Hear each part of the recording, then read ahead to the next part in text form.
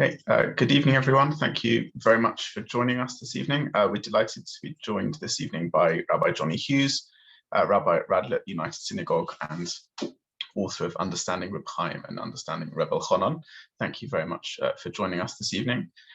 Before we start, I've been asked to dedicate tonight's shir Nishmas Shoshana Feiga Bas Chaim Yitzchak, Shoshana Kahan, who was unfortunately nifta over Shabbos.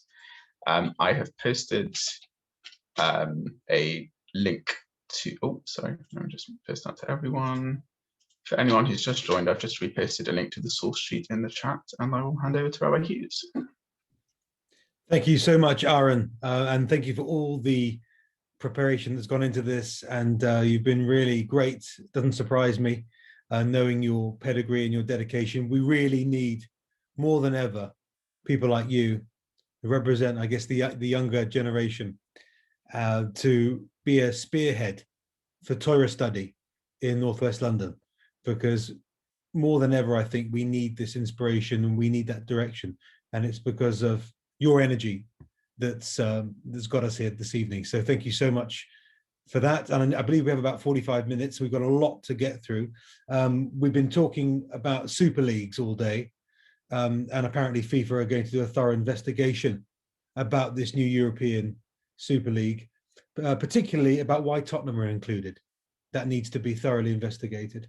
But apart from that, we're going to move swiftly to the new Super League, the Super League of Torah Scholarship. I was approached by Aaron, who said that you guys wanted some serious learning, some textual stuff, and therefore what better than Rabbi Chaim Brisker, Rabbi Chaim Halevi Soloveitchik, of course, the godfather, the Don Corleone, Kaviochel, of the Lahavdil, of the yeshiva world, who really revolutionized everything at a time when the Haskalah movement was threatening to attract young minds to a secular way of life.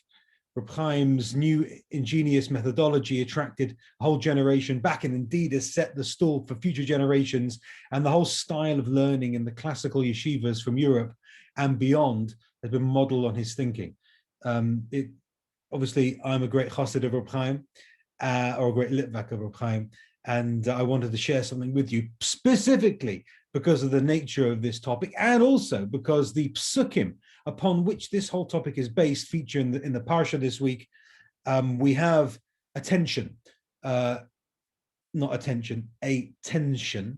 between two concepts, and this is where we begin the learning this evening. So bear with me. You can follow along in the handouts, which essentially is a copy of the first chapter of the Sefer that I wrote 11 years ago. Goodness me. New volumes coming out soon, but we'll check that out when it's done. So this week's parsha, then, we have a pasuk, you shall not profane my holy name, says Hashem, v'nikdashti b'soich b'nei Yisrael, and I will be sanctified within the children of Israel. So essentially that pasuk, by way of introduction, that pasuk basically is the mandate to strictly observe all the Torah's commandments, no matter what the cost, because we're supposed to sanctify Hashem's name, and sanctification of Hashem's name means we're willing to sacrifice lots in order to fulfill his will. On the other hand, as the Gemara understands in Yoma, Chazal expound another verse very closely situated. This is a couple of chapters before. We find in the Parsha, Ushmartem es chukoisai v'mishpatai, you'll do my will, you keep my commandments, you'll keep my laws. Asher yaseh oisam ha'adam v'chai bahem ani Hashem. A person who does the mitzvahs shall live by them. He shall live by them, and of course Chazal say he shall live by them. V'chai bahem v'lo yiyomus bahem. You're not supposed to die by keeping our religion. This is not a kamikaze escapade. This is not a doctrine of death. This is the Sam Chaim, the potion of life. So you're supposed to live. So if there's a clash between keeping the Torah and living, you're supposed to live, and you'll live enough to fight another day, as Rashi says quite famously, that the whole essence of this is that if you preserve your life and commit an Aveira because you had to, otherwise it would end your life, well, you're going to be around a bit longer to keep more mitzvahs in the future. So aggregately, the aggregate score over two legs will be that you've been able to keep more mitzvahs than not. So you should keep yourself alive in order to carry on keeping Hashem's mitzvahs. So there is this clash between sanctifying Hashem's name at all costs, keeping his will, keeping his commandments, and also preserving life. This is the tension that we find often in the Torah when we have two competing concepts. How do we find the right balance? And that balance, I guess, is exposed by many different case studies.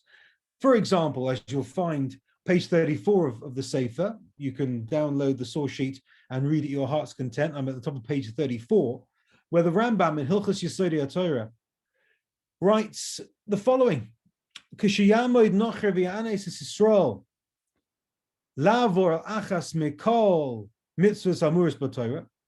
If someone, an anti-Semite, would approach a Jew and say, transgress one of the commandments of the Torah on pain of death, or yargenu, he'll kill him. Yavor v'al yahoreg.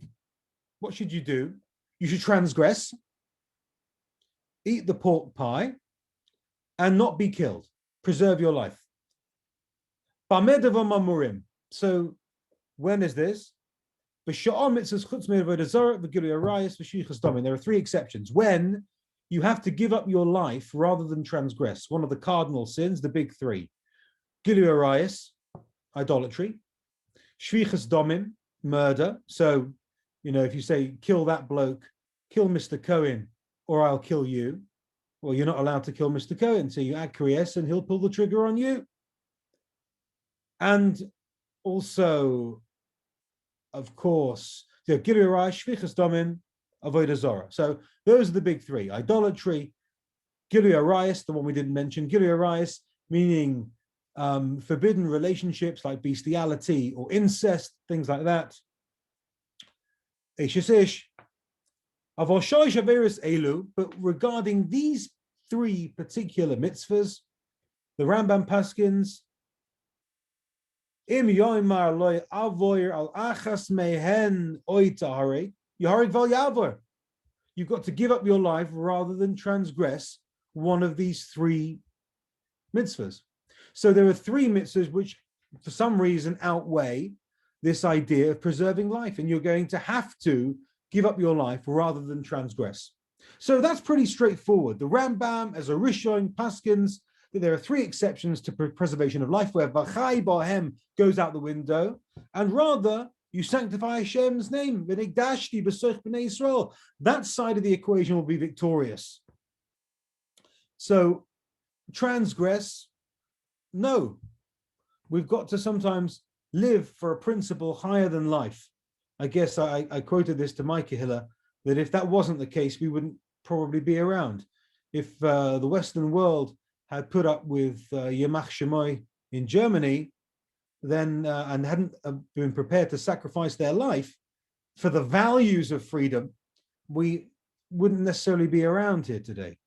Therefore, sometimes the values trump extension of life. Now, the question is, where do we get these three exceptions from? Very nice to say it, but where do we get these exceptions that sometimes you have to give up your life rather than transgress Hashem's Torah? Now, we're going to go through these. I could skip around, and we haven't got much time, but I think we have to do it in an orderly fashion.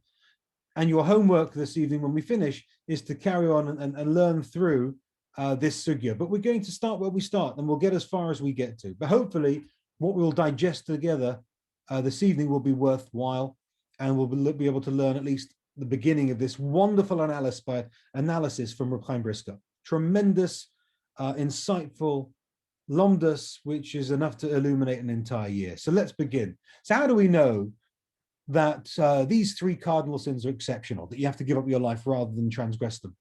So as we see in the Hebrew, and on the top of page 35 in the Sefer, Fu besugya the Sanhedrin, daf ayin daled amud aleph.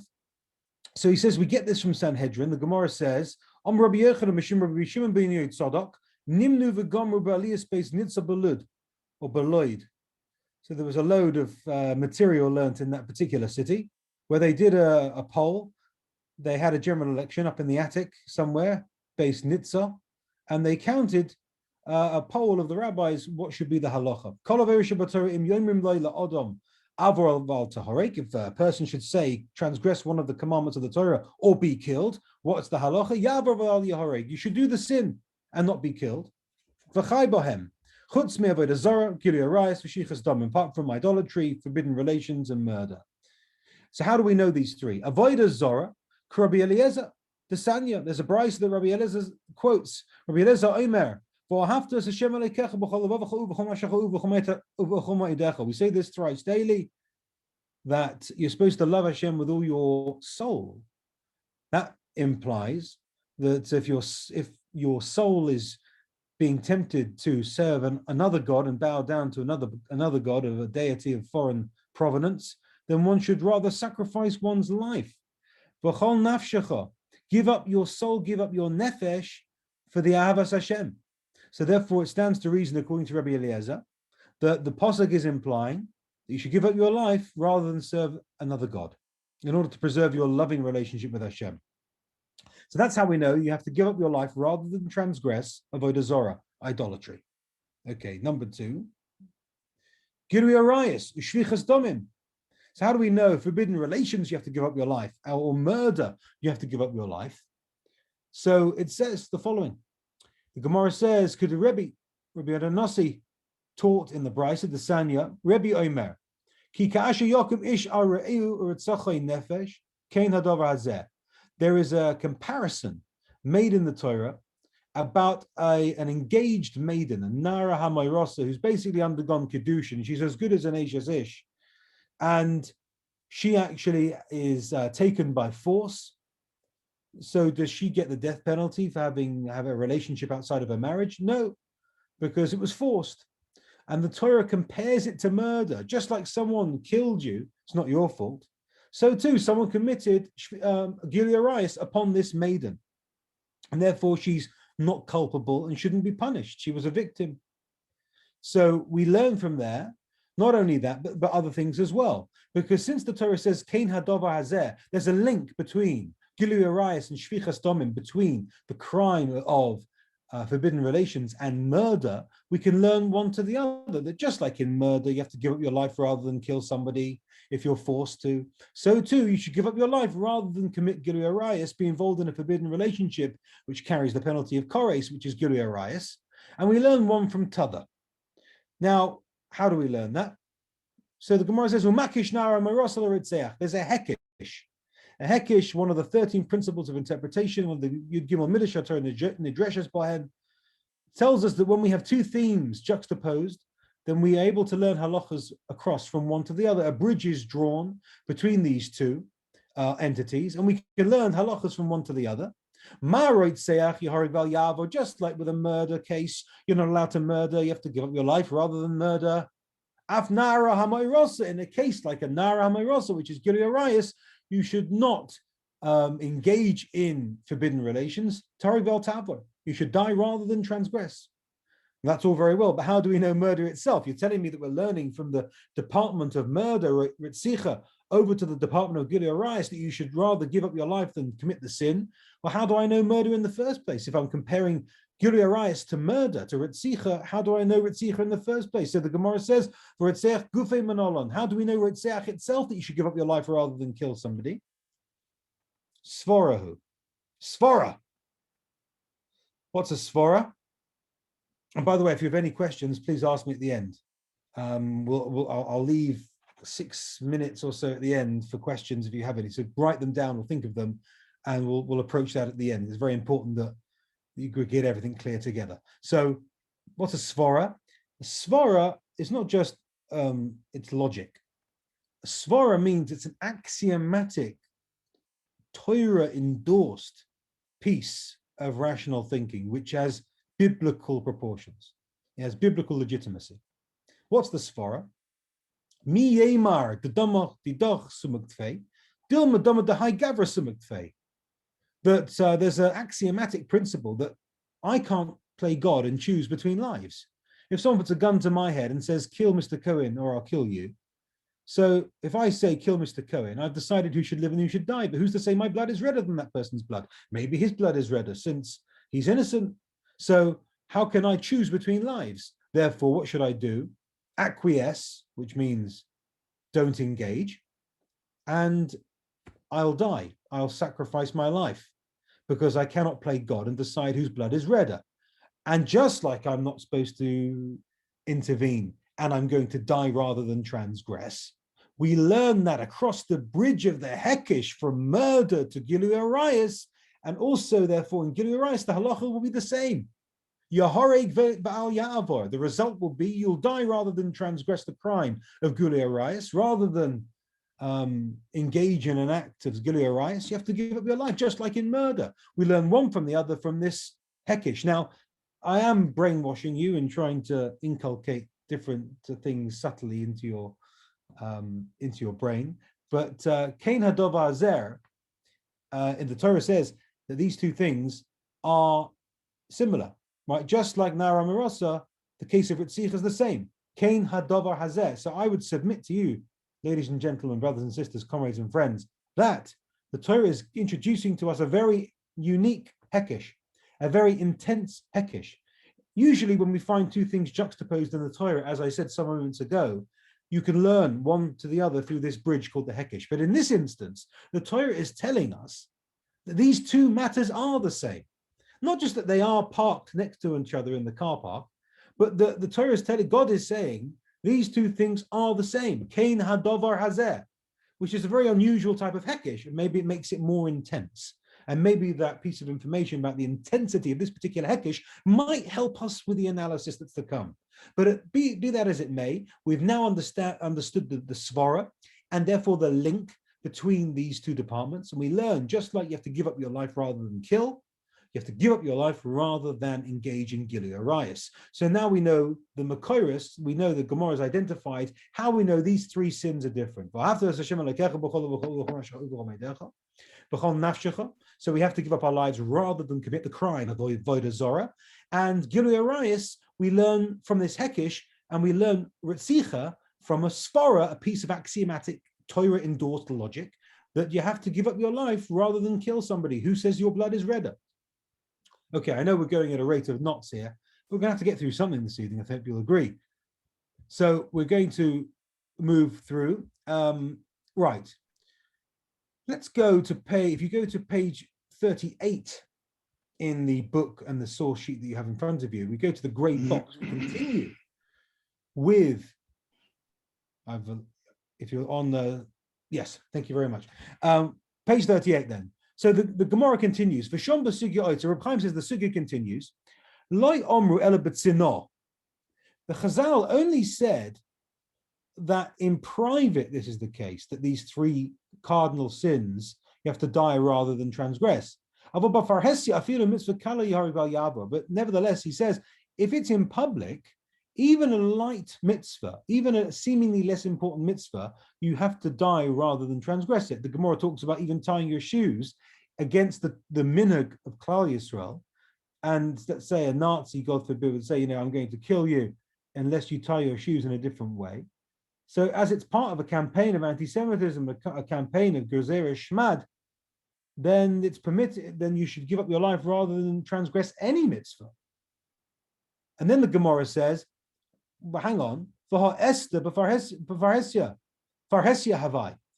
Esther, Queen Esther Malka in the Purim story, when she has to have relations with Achashverosh, the non-Jewish king, that was a matter that was known about. Somehow there were Eidim, that they went into seclusion together, to Yichud together. So it was a well-known matter that Esther was having this sin with Achashverosh. Yet she didn't have to give up her life. Why didn't Esther Hamalka have to give up her life? So Uba Toisvus Shom Higshu the Tapik laid Esther B'chal Arayos Havai Ukumavoyer b'Megillah Daf Tes Vov Ka'asher Avadtim Beis Abo Kach Avadtim Mimcho. So Toisvus say, why does the Gemara have to say? Sorry, I've skipped the line. Okay, let's go back to the question. Esther did her crime in public. Surely she should have had to have given up her life. So the Gemara gives two answers. One is Abaya. Abaya says, Omar Abaya, Esther karka olam hoysa. Esther was like the dust of the earth. What does that mean? She was passive. What difference does that mean? We're going to find out. What difference does that make? She was passive. Rava Omar Hanos Atzman Shani.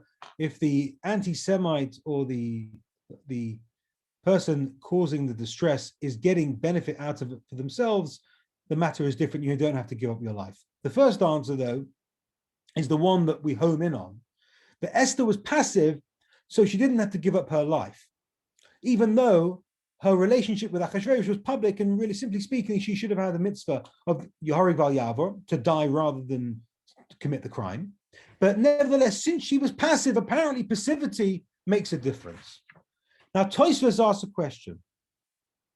Tosfos says on the Gemara there, Hikshu, the Tapik the Esther Bechlal Arayis Habai, as the Megillus implies that she was lost from her father's house, that until now she had gone against her will, and now her relationship with Achashverosh was criminal, it was willing, and therefore she could no longer go back to her husband Mordechai. According to some Rishonim and others, she was married to Mordechai. Now she couldn't go back to him. Now she's lost from the house of her father. She's just like she's lost from the house of her father. She's lost from Mordechai's house, and therefore it was a crime she couldn't go back on, and that was it. So why can't we just say that Esther? The difference is that Esther was involved in a riot. Why do we have to say that she should have given up her life because it was a public sin, that it was in public, and like a mitzvah kalev, tying your shoes the wrong way, you've got to give up your life rather than transgress in public? It was a Gilead riot. It's one of the big three anyway. Why do you have to say that Esther was in public? And that was the devious nature of the crime. The crime was bad enough because it was Gilead riot, as we see hinted there. So as we continue on page 41 in the handout, in the grey box there, we're continuing with the Hebrew. The Tirtzu Tosfos answer. The in mishum arais kuli almas firilu the mahani tamid the karka oilim le'inyan deloi mechayva limsar atzmo mishum arayas. Tosfos answers amazingly that if it was a case of Gilead Arias, as in one of the big three cardinal sins that we talked about, we learn you have to give up your life rather than transgress, because we learn it from the law of murder, from the hekesh, the bridge between the two categories of halacha. So if it was a case of Arias, we would have an easy answer, because if it was a case of Arias, we would learn that she wouldn't be obligated to give up her life, Queen Esther. Remember, we learned the laws of Gilui Arias about having to give up your life rather than transgress it. We learn it from murder, and we learned there is a distinction in murder. We know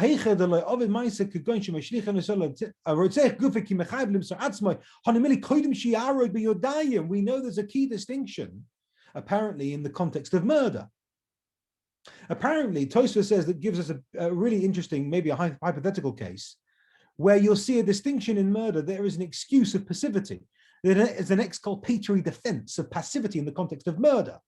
And he gives the example here, Kigoin, when you don't do an action, if someone were to throw you on a child, God forbid, on a baby, and that baby would be killed by virtue of an adult being thrown on it, Mistabra, Tosfos says, it is logical, you wouldn't have to give up your life. So if the oppressor came up to you and said, I'm going to throw you on this kid, I'm going to throw you on this baby like a human cannonball, and you say nothing, you don't do anything, I'm going to kill you, or I'm going to throw you on this baby, and you do nothing. He picks you up and throws you on the baby, and the baby dies, God forbid, right? Tosfos says, you don't have to give up your life. You don't have to insist that he shoots you in the head. You don't have to insist that he kills you. And he can pick you up and throw you on the child dies, and you're in the clear.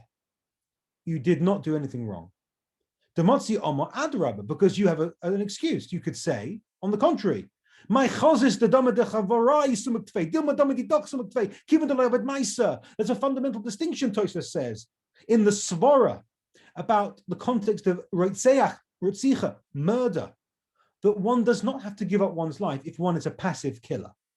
For example, if you have no active hand in it, you are physically launched into the air like a human cannonball, landing on the child, you do not have to give up your life. If the oppressor says, pull the trigger and kill someone actively, an active act of murder, then you have to give up your life rather than do that. You have to say, no, I will not do that. I will be killed instead. But when it comes to passivity, apparently there's a fundamental distinction to be made in the context of murder. So Tosfos says it stands to reason that if there is a difference between passive and active agency in the context of Ritzicha, then it stands to reason that along that bridge of the Hekesh, over which we learn the laws, over to Gilui Arayos, the context of forbidden relationships, it stands to reason that if you are passive, you have an excuse. So if Esther was like Karka Olam, she was like the dust of the earth, she was a passive party to her relationship and her active relations with the king Achashverosh, then she would have an automatic excuse. That's why the Gemara had to say, no, maybe Esther didn't have an excuse because she did, because it wasn't Gilui Arayos. It was, well, it may have been Gilui Arayos or not Gilui Arayos, but it was done in public. And even a mitzvah kala, even a light mitzvah, like tying your shoes the wrong way, you have to give up your life rather than transgress in the public domain when it is in public. And that's why the Gemara had to say that, because if it was Gilui Arayos, the Gemara wouldn't have had a kasha, wouldn't have had a problem in the first place, because we would have had this exculpatory defense of passivity, because we learn fundamentally through that hekesh all the laws that apply in the context of murder. You are not obligated to give up your life if you are only passively involved in killing. And therefore that distinction will travel along the bridge of the Hekesh to the context of Gilui Arayos. And that's how Tosfos understands the sugya of Esther. Now, let's go to page 43. You look at page 43, we continue in the original Reb Chaim text. He now cites the Rambam. Now, so far we've been learning Tosfos. Tosfos says there is a distinction between passivity and activity in the context of murder, and therefore that distinction will recur in the place we're learning to. Remember the Hekesh in Devarim, Kein Hadavar Hazer. These two things are the same. We learn passivity is also a defense in the context of Gilui Arayos. The Rambam disagrees.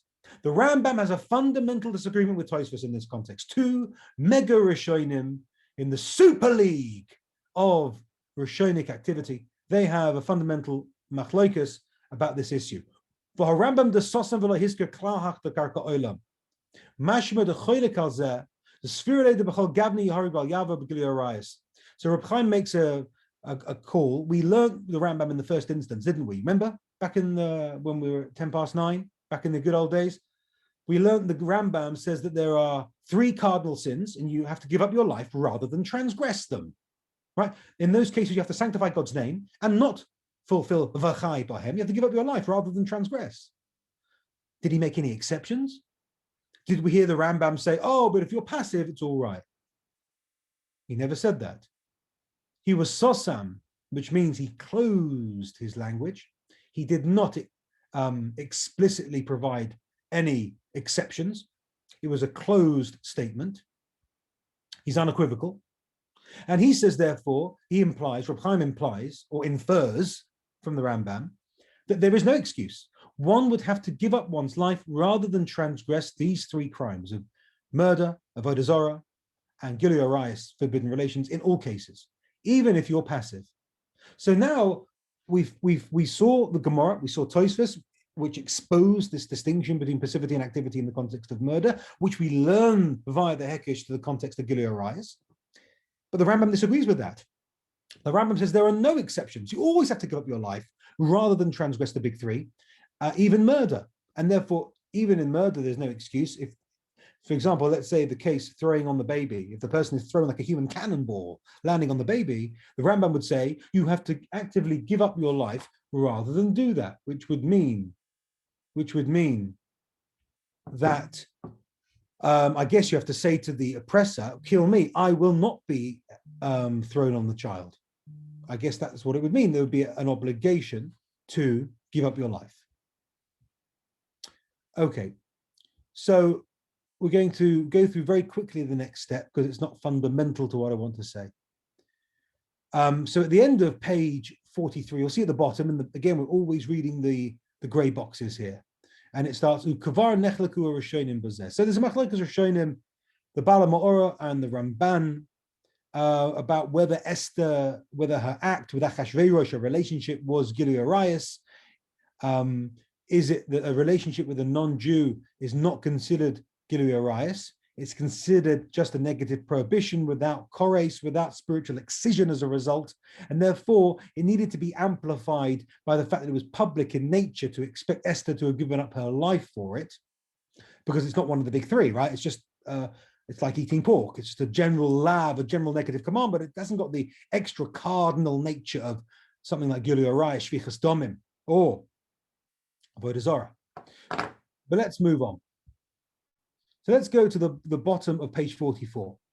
Bottom of page 44, grey box time again, ladies and gentlemen.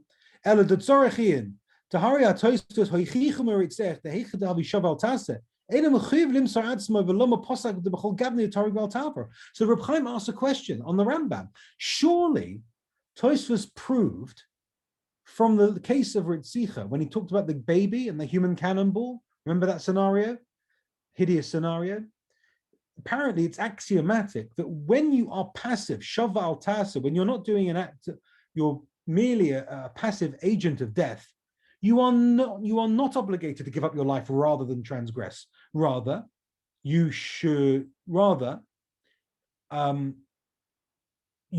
can be used as a passive agent of death. So why is the Rambam paskin then that in all cases one must sacrifice one's life? If I'm not active, there is a distinction. And at this stage, Reb Chaim says that it seems that Tosfos has proved that. I'm not sure how Tosfos has proved it. Tosfos just said it's axiomatic that this would be the halacha. I haven't seen a proof for it yet, but I guess it's going back to the idea of svara. If it's the svara, then it's permissible. So I guess what it means is that the svara that said you cannot choose between lives says, well, if you're not doing an active agency of death, you're not actually shooting someone or stabbing them or whatever it might be, you're just being used as a human cannonball, then you're not really choosing between lives. You're not playing God on the same level. And therefore, there's a fundamental moral distinction between passivity and activity in the context of Ritzicha, of murder. That being passive is fundamentally less stringent, less problematic than active behavior. So if that exists in the context of murder, then if we're learning via the Hekesh to Gilui Arayos, it would stand to reason that the same would be true. That passivity is also an excuse in the context of Gilui Arayos, because the Hekesh says, Kain Hadavar Hazeh. These two things are the same. So how can the Rambam paskin there are no excuses? I mean, the Rambam says there are no excuses in either case. In all cases, you've got to give up your life rather than transgress. Whether it's murder, whether it's Gilui Arayos. There's no karka olam. There's no excuse that I was only passive. You know, I was thrown on the child. Esther was only passive in that act of forbidden relations. So how can the Rambam hold that stringency? There are no exceptions. It's an absolutist position. If Tosfos has proven through logic that passivity should be different.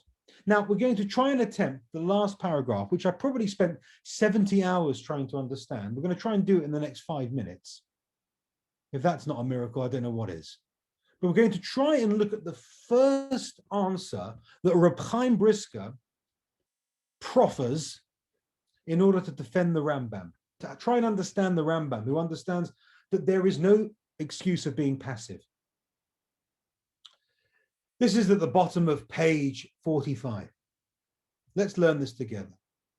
So Reb Chaim says, how do we understand the Rambam? The kivid de b'ritzicha gufa, had a cholok shaval tasim emasi b'yadayim. Haloi ein zeh mishum choymer d'maisi b'yadayim. He says that the Rambam must hold that passivity and being active aren't actually distinct on a moral or ethical level. That if you are told, I'm going to throw you on this child, that's no different than shooting the child with a gun. There is no moral distinction. For rak, but there's a fabricated distinction. There's an artificial distinction. For rak, the kivid shnei hanafosho shekulo yisein, al kain or al karchach tzarch li yoshav al tasa v'dinu kishnei ritzicha shein doicha zeh zeh. What he says is, in the context of murder, when you have life pitted against life, he says, the oppressor says, I'm going to kill you, or unless you kill Mr. Cohen. So it's either Mr. Cohen being murdered, or it's me being murdered by the oppressor. It's one murder against another. And when life is pitted against life, there's a concept called shekulin. Etymologically, it might be related to the word scale, shokel, because the scale goes like this, and when we shokel, we go like this: scale, shokel, shekel, the coin, because it's weighed in the weighing machine, or scales.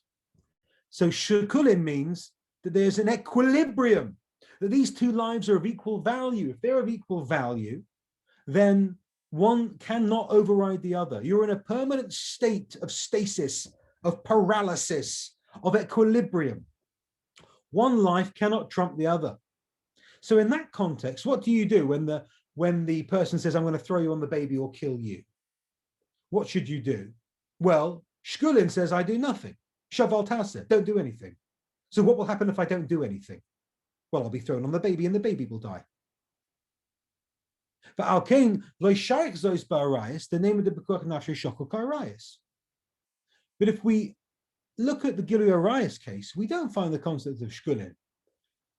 If someone says, the oppressor says to you, you go and have forbidden relations with I don't know, maybe it's incest or bestiality, and let's say, or I'll kill you. It's not life against life, it's life against crime. Either I'm going to be killed, that's murder, or I'm going to do an aveira, but no one's going to die. It's not life against life, therefore there's no equilibrium. There is no stasis, there's no paralysis. If that's the case, then these two cases are not alike. Murder, in the context of Ritzicha, there is an artificial distinction between passivity and activity. Again, in the context of murder, it's one death against another death. So I can't decide. It's shkulin, it's paralysis time. So what should I do? I should do nothing in all cases. What will happen then if he says, pull the trigger, or I'll kill you? Well, I'll do nothing. What will happen? I'll be killed. In the case he says, I'm going to throw you on the baby or I'll kill you, again, you do nothing. What will happen that time? Well, you won't be killed, the baby will be killed. There's an artificial distinction between passivity and activity then in the context of murder. But that's not fundamental and true, it's just artificial. It's the same din operating in both cases, just don't do anything. Shaval taseh, be passive, don't do anything. And in one case, I'll live, and in one case, I'll die. But that distinction is not a real distinction, it's artificial.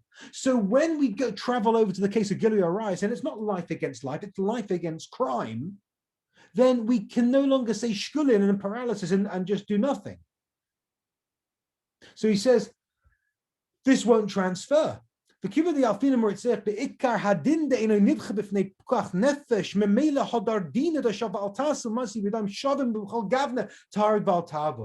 what do we say? When we try and learn through this hekesh, from murder to Gilui Arayas, from Ritzicha to Gilui Arayas, and we're learning that just like in murder, I have to die rather than transgress, so too in Gilui Arayas. Well, what about this distinction of being passive? If I'm passive, then apparently I don't have to give up my life. No, in that law is limited to its original context. It's unique to the context of murder. There, you've got life against life. So you just do nothing in all cases, and whatever happens, happens. But when I transfer that law over to Gilui Arayas, what will happen? The underpinning yesod and fundamental principle does not fit in the new zone. It's like trying to put a round peg in a square peg in a round hole. It's not going to fit because it's not life against life anymore. So what will travel over? The Gemara, after all, says there's a hekesh. We learn from murder to Gilui Arayas. We learn you have to give up your life rather than transgress. So what will transfer over? So Reb Chaim suggests that the Rambam understands as follows, that there's an ikar din, there's basically a fundamental basic law of self-sacrifice, of Yahori Bal Yabor, that will transfer from Ritzicha over to Gilui Arayas. So just like I have to give up my life in murder, I have to give up my life in the case of Gilui Arayas, I have to Yahori Bal Yabor, but it will leave behind this transfer, this legal transfer from one to the other will leave behind the artificial distinction that we found in murder, the artificial distinction of passivity and activity, that if I'm asked to be a passive agent of death, like being thrown on the baby, I'm going to survive. If I'm asked to be an active killer, then I'm going to die rather than transgress. That distinction, when sometimes I'll live and sometimes I'll die, I don't always have to self-sacrifice, that will remain in the original context. You see, that's the beauty of this answer, that a hekesh can take the underlying obligation of self-sacrifice, transfer that over to Gilui Arayos, but leave behind the distinction of passivity and activity in the context of murder, the original context. So sometimes we find, as my Rosh Hashiva Rabbi Jonny Moskowitz would tell us, sometimes we find that a hekesh can not only transfer laws, but it can transform them. So this hekesh will separate the obligation to self-sacrifice. That will transfer over to Gilui Arayos, and this passive active distinction will remain in the original context and will be limited to that context and won't make the journey over to Gilui Arayos. So therefore the Rambam will say, in the context of Gilui Arayos, you always have to give up your life rather than commit the crime. There is no excuse of passivity. It never made the journey. It never made the trip. It stayed back home in Ritzicha. There we find an artificial distinction. It's not really a real distinction, but it's an artificial distinction that will remain in its own context, but it won't make the journey. So therefore, the Rambam will paskin, not like Tosfos, that in all cases, in Gilui Arayos at least, you have to sacrifice oneself rather than transgress the crime. So this idea of the hekesh is the basis of this argument between Tosfos and the Rambam, because Tosfos, of course, will say that this distinction between passive and active cannot be separated from the underlying law of self-sacrifice, and it all goes together as a package deal. It starts in Ritzich and makes the journey over via the hekesh. The Torah says, Kein Hadav Azeh, these two things are the same, it makes its way over to Gilui Arayos, and therefore there is a distinction even in Gilui Arayos, even when it doesn't belong there anymore, because it's not shkulin, it's not life against life, it's life against crime. But nevertheless, that passivity activity distinction will make the journey as well. And therefore, if you're passive, karka olam, dust of the world, then there's a distinction, because there's some sort of moral distinction between the two cases. Now, we could go on for 17 hours with this. We haven't even got halfway through, but it's at least a taster, at least it's a flavor, at least we've got underway. And maybe we'll rejoin somewhere some sunny day. But in the meantime, if you have any questions, I know I've gone over time a little bit. If there are any questions, I'd love to hear them. If not, then please, by all means, continue with the chapter from the book that I've given, or we can meet some other time and continue. But thank you very much for listening, and over to you. Thank you very much, Rabbi Hughes. Does anyone have any questions? Otherwise, I'll chip in with one. I'm just trying to get my head around then how, if Karka Olam isn't an intrinsic heta by Arayos, how does it end up being a heta for Esther in the context of it being Chil Hashem b'Farhesia? Well, if it's a case of a simple lav, but amplified and augmented by the fact that it was done in public, then we can start from scratch, really, that the excuse of passivity may exist there. It's just that because Gilui Arayos specifically is being learned from Ritzicha, there will be the hekesh determining that these two halachas are going to be the same. For Tosfos, the passivity excuse will transfer if that's why Tosfos has to deal with that point. Because according to Tosfos, if it is Gilui Arayos, then there should be an excuse of passivity. That's karka olam. If it's not a case of Arayos, then because that's what the Gemara says. The Gemara says that Esther's relationship with Achashverosh is only worthy of self-sacrifice because it was done in public. So when it's a simple loisa, say, but it's b'Farhesia in public, then Abaya's answer, Abaya will say, karka olam, there's a valid excuse of passivity. The halacha is different there, because the halacha in that case is not determined by this hekesh between Ritzicha and Gilui Arayos, because it's not Gilui Arayos. Of course, Rabbi, who says Hanos Atzman Shani, will say that karka olam is never an excuse. Passivity is not an excuse, even for a loisas, say, augmented by its public nature. So that's your answer. Yep. Okay. Thank you. So the Rambam also then has to disagree with Tosfos on the nature of the Issa of being with the non-Jew, that it doesn't fall under the category of Gilui Arayos, which Tosfos had assumed. Yes, with this machlokus is only on the tzad that the relationship between Esther and Achashverosh was one that would constitute Gilui Arayos, because that's where there's this machlokus about the way this hekesh works. This sugya and this conversation develops, and Rabbi Chaim, as his pattern, always going to find the underlying kernel of truth to unlock the crucible of the entire sugya, goes and delves deeper into how we understand this svara of who's to say whose blood is redder. There are two different ways of understanding it, and that's going forward. I must apologize to everyone who thought they were getting a light-hearted cheer from a comedian this evening. Sorry, hi. Sorry to disappoint. Can I ask a quick question? Sorry. Yes, Ruth. Very quickly, and this may sound like a really stupid question, but what do we follow? Oh, I lost you there. I presume the question was going to be halacha l'maisa. What do we do? Speaking oh, for really? What's the halacha l'maisa? I presume that's what Ruth was going to ask. But okay. Well, I would say that you have to look at the survey of Rishonim and see what it says in the Shulchan Aruch. This particular discussion is about the mechanics underlying it. Now, there probably would be a machlokus between Rishonim about this. We see already there's machlokus Tosfos Rambam, and as we go through, is there a distinction between passivity and activity? Well, there are two different points of logic here. Now, what the consensus rule, we can look that up. I don't have that at my fingertips.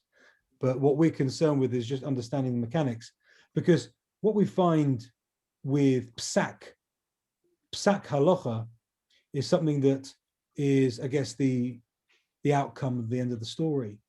But if we have the mechanics and the dynamics in the palm of our hand, then we can really understand the logic behind these conclusions. And that's what Rabbi Chaim was focused on this evening. So there are a number of opinions about this. For example, the din of Yohareg Bal Yavo. For example, the Rishonim asked, and the poskim asked, if you are threatened with torture and then death, does that make a difference? So we know you have to give up your life rather than commit one of these crimes. But what about having to undergo maybe hours or days of torture rather than bow down to a statue? So Yohareg Bal Yavo, you should die rather than transgress, but you have to be tortured for a long time rather than commit one of these crimes. So some poskim would make a distinction there as well. So I guess the story for another time. But Thank you. Thank you very much. Did anyone else have anything to follow up with? Again, this is heavy stuff. This is not curl up on the sofa light reading, and at 9:50 at night might be a bit difficult. But I listened to Aaron very carefully. He wants depth and halachic rigor and analysis. So trying to do that. Well, very much appreciated. Any final questions? All right, okay, well, we'll leave that there. Thank you very much, Rabbi Hughes, for a very stimulating share. Very much appreciated. Next week, we will have Rabbi Danny Kedar, who will be speaking to us about the interesting topic of heterodox and egalitarian marriages in the thought of Rav Moshe Feinstein. We will look forward to seeing people next week. And thank you very much again, Rabbi Hughes, for joining us this evening. Thank you. Good night, everybody.